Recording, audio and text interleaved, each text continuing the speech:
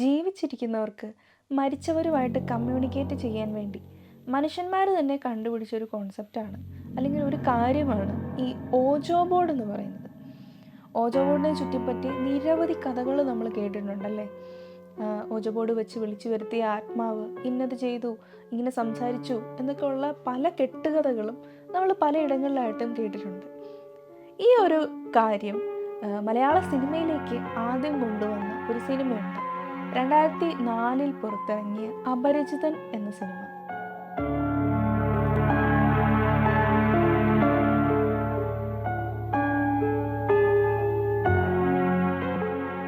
Sanjeev Shivan, AK Sajeev എന്നിവർ ചേർന്ന് ഈ സിനിമയുടെ രചന നിർവഹിച്ചു. സഞ്ജീവ് ശിവൻ തന്നെയാണ് ഈ സിനിമയുടെ സംവിധാനവും നിർവഹിച്ചത്.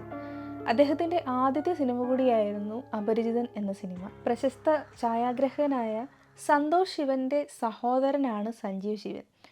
ഈ സിനിമയുടെ ഛായാഗ്രഹണവും നിർവഹിച്ചിരിക്കുന്നത് സന്തോഷ് ശിവനാണ്. കാവ്യ മാധവൻ, കാർത്തിക, മന്യ തുടങ്ങിയവരെ കേന്ദ്ര കഥാപാത്രങ്ങളാക്കിയാണ് ഈ സിനിമ മുന്നോട്ട് പോകുന്നത്. ഇതിൽ വിനീത്, അതുപോലെ മമ്മൂക്ക ഒരു റോൾ ചെയ്യുന്നുണ്ട്. ഈ സിനിമയുടെ പകുതി ആകുമ്പോഴത്തേക്കാണ് മമ്മൂക്ക വരുന്നത്. ഈ ഒരു സിനിമ മുഴുവൻ കടന്നു പോകുന്നത് പക്ഷേ അദ്ദേഹത്തിൻ്റെ ആ ഒരു റോളിലൂടെയാണ്.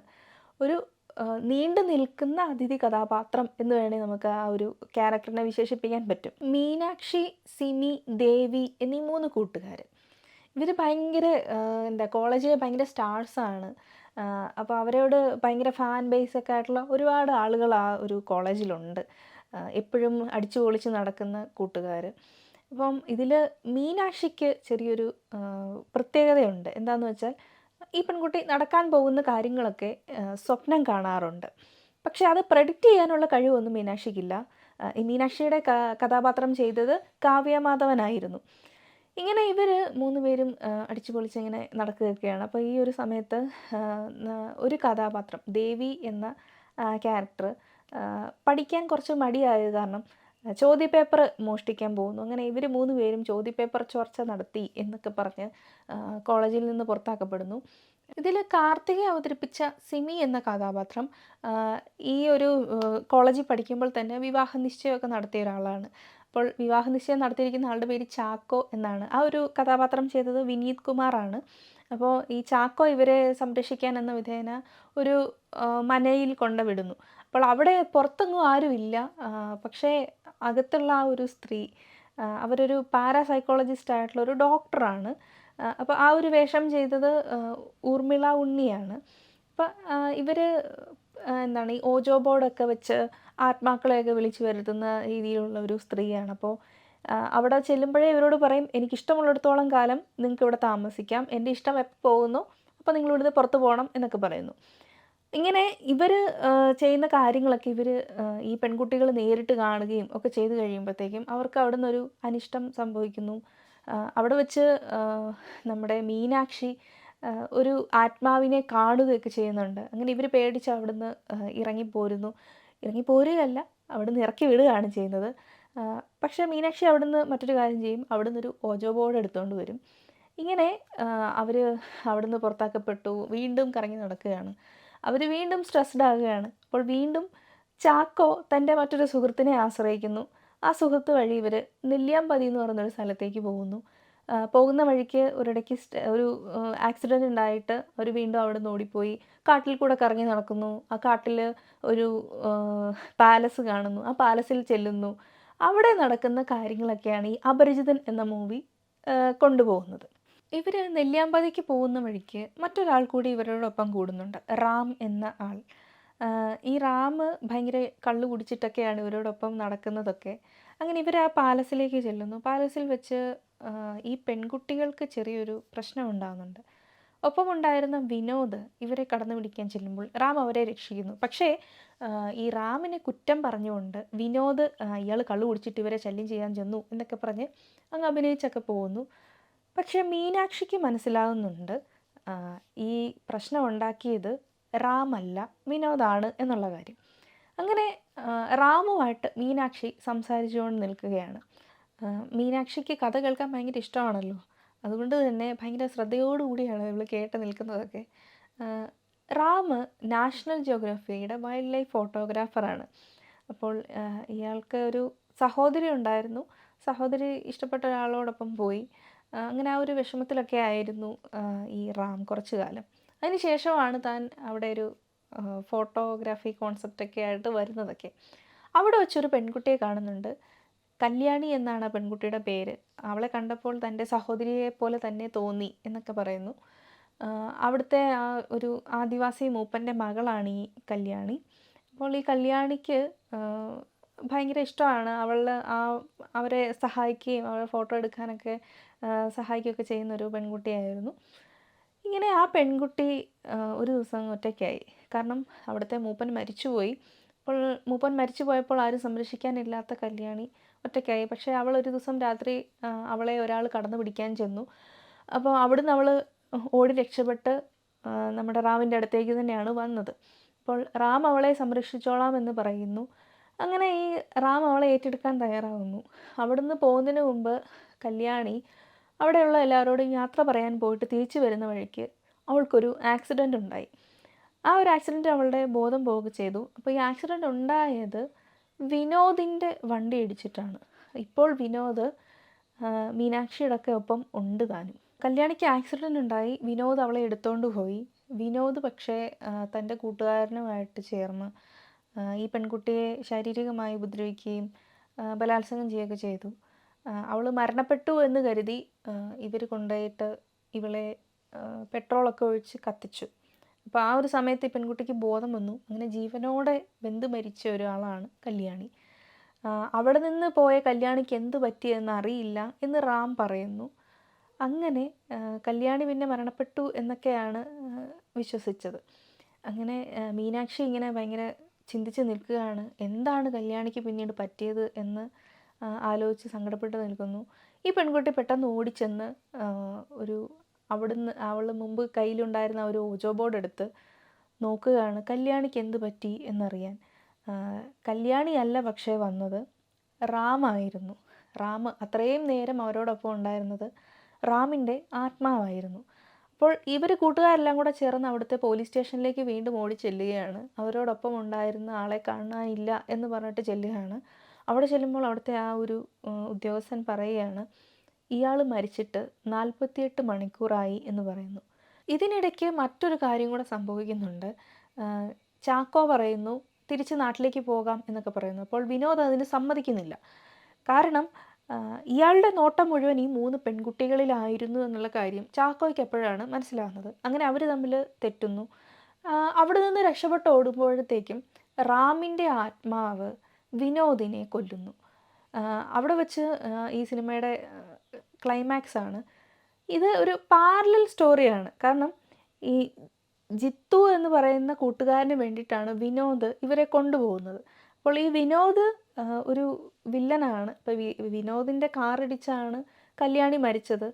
മീനാക്ഷിയും സിമിയും അതുപോലെ ദേവിയും കോളേജിൽ നിന്ന് പുറത്താക്കിയ ശേഷം അതിലേക്ക് ഇറങ്ങി നടക്കുമ്പോഴൊക്കെ ഈ കല്യാണിയുടെ കഥ കാണിക്കുന്നുണ്ട്. കല്യാണിക്ക് എന്താ സംഭവിച്ചതെന്നുള്ളത് നമുക്ക് മനസ്സിലാവുന്നുണ്ട്. ഈ സിനിമയിൽ ആ ഒരു ക്യാരക്ടേഴ്സ് ചെയ്തിരിക്കുന്ന ഭയങ്കര ഒരു ക്യൂരിയോസിറ്റി നമ്മൾക്ക് എപ്പോഴും അനുഭവിക്കുന്ന രീതിയിലുള്ളതാണ്. കാരണം അതുവരെയും സിനിമയിൽ, അതായത് എസ്പെഷ്യലി ഹൊറർ മൂവികളിലൊന്നും ഈ ഓജോ ബോർഡിൻ്റെ ഒരു കാര്യമേ വന്നിട്ടില്ല.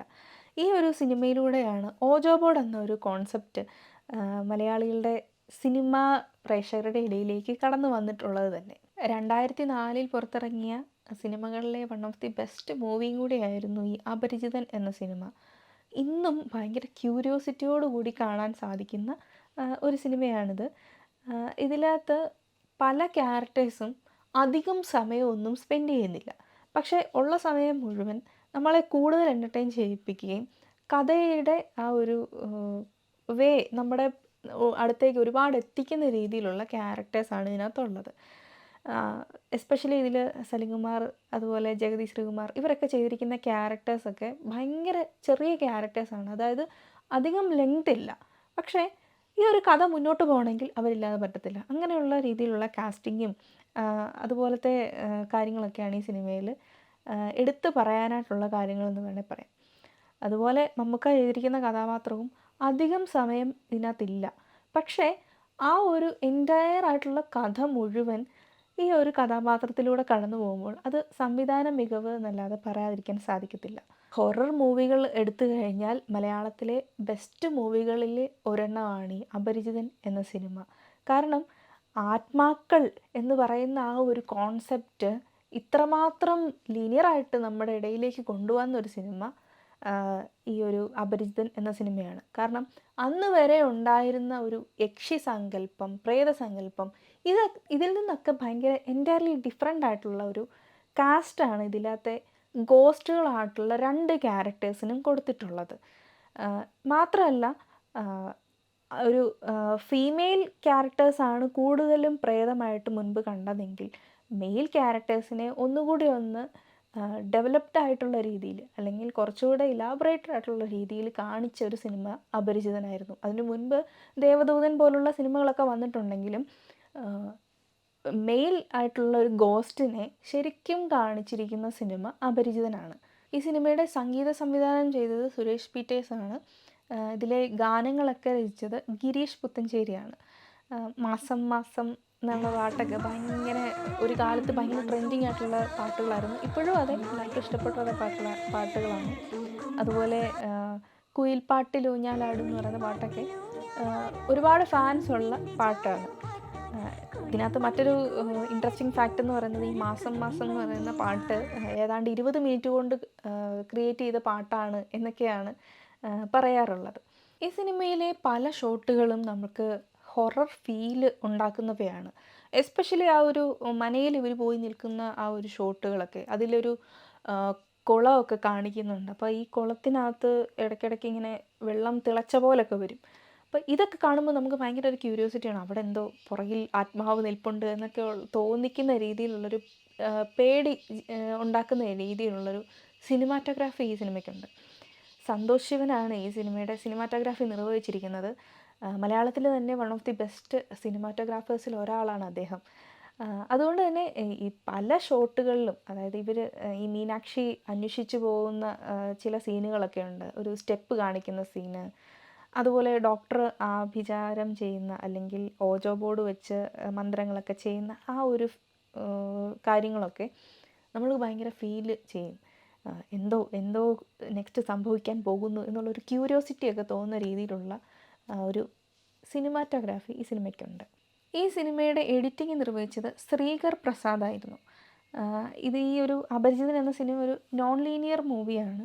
അപ്പോൾ അതായത് 2 ആളുകളുടെ അല്ലെങ്കിൽ 2 സമയം നടക്കുന്ന ഒരു കഥ ഒന്നിച്ച് കമ്പൈൻ ചെയ്യുന്ന രീതിയൊക്കെയാണ്.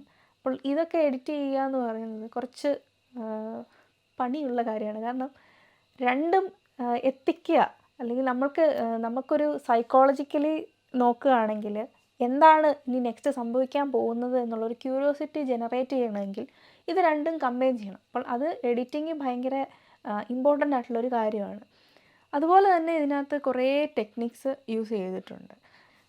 ജംപ് കട്ട്, ക്വിക്ക് ട്രാൻസിഷൻ, അതുപോലെ ഓവർലേ തുടങ്ങിയ ഒരു എഡിറ്റിംഗ് ടെക്നിക്സൊക്കെ ഇതിനകത്ത് യൂസ് ചെയ്തിട്ടുണ്ട്.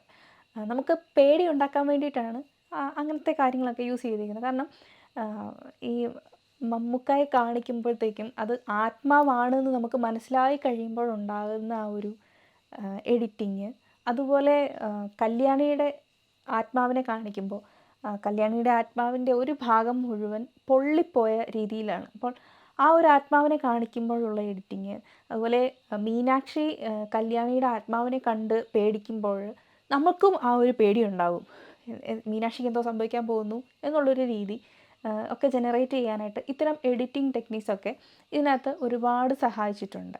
ഈ സിനിമയ്ക്ക് മറ്റൊരു പ്രത്യേകത കൂടിയുണ്ട്. ഡിജിറ്റൽ ഇൻ്റർമീഡിയറ്റ് പ്രോസസ്സിലൂടെ കളർ ഗ്രേഡ് ചെയ്ത ആദ്യത്തെ മലയാള സിനിമ കൂടിയായിരുന്നു അപരിചിതൻ. ടെക്നോളജിയൊക്കെ മലയാള സിനിമയിലേക്ക് ഒരുപാട് വളരുന്നതിന് മുൻപ് നമ്മളെയൊക്കെ പേടിപ്പിക്കുകയും അതുപോലെ ക്യൂരിയോസിറ്റിയോടുകൂടി കാണാൻ തോന്നിക്കുകയും ചെയ്ത മൂവികളിൽ ഒന്നാണ് ഈ അപരിചിതൻ എന്ന സിനിമ. അതുകൊണ്ട് തന്നെ one of the best horror മൂവികളിൽ ഒന്നാണ് ഈ ഒരു അപരിചിതൻ എന്ന സിനിമ. മലയാളത്തിലെ പ്രിയപ്പെട്ട നടന്മാരെല്ലാം തന്നെ ഈ സിനിമയിൽ നമ്മുടെയൊക്കെ ഒരു കാലഘട്ടത്തിൽ നമ്മൾ ആരാധനയോട് കൂടെ കണ്ടിരുന്ന കഥാപാത്രങ്ങൾ അവതരിപ്പിച്ചിരുന്ന ആളുകൾ ഈ സിനിമയിൽ ഉള്ളത് കൊണ്ട് തന്നെ ഇന്നും ഈ ഒരു സിനിമയ്ക്ക് ഒരുപാട് ഫാൻസ് ഉണ്ട് എന്നുള്ളതാണ് അതിനകത്തെ സത്യം. അതുകൊണ്ട് തന്നെ നമ്മളെല്ലാം കണ്ടിരിക്കേണ്ട വൺ ഓഫ് ദി ബെസ്റ്റ് മൂവിയാണ് അപരിചിതൻ. മറ്റൊരു സിനിമയുടെ വിശേഷവുമായി വീണ്ടും കാണാം.